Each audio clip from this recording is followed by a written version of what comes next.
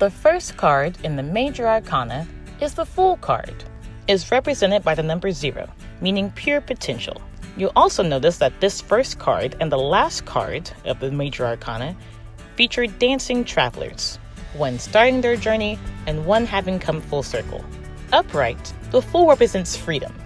Freedom from labels, freedom from what you had before, so starting over and abandoning the old. A fresh start, if you will.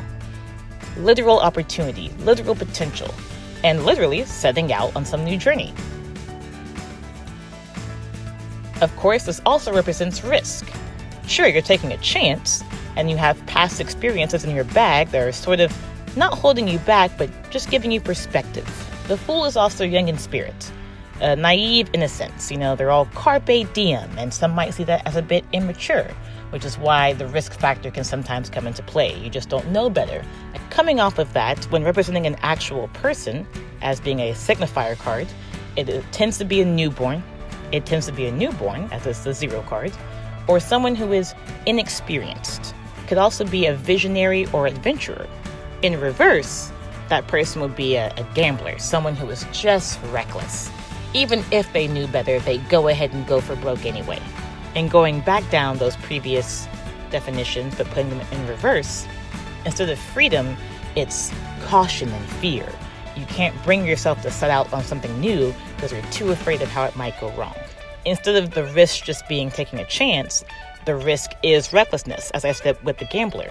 You're losing touch with your instincts and you're just throwing all caution to the wind, but not in some brave, courageous way, in a very what are you doing, you're burning down your life kind of way. Instead of young in spirit, it's a maturity. Someone who plans before they take action. Sure, they'll go ahead and do that new thing, but they'll apply it out a little bit first. They might be excessively conformative, but also they could be a touch fickle. They lack the follow-through. Maybe they go ahead and start this new plan and then just give up 3 days in. Let's do a Fool spread. What can the Fool bring me? You'll see some spreads that are themed off of a particular card. So in this case, pull the Fool card out of your deck. You can do this before or after you shuffle, personal preference. I do it before. There are 6 positions.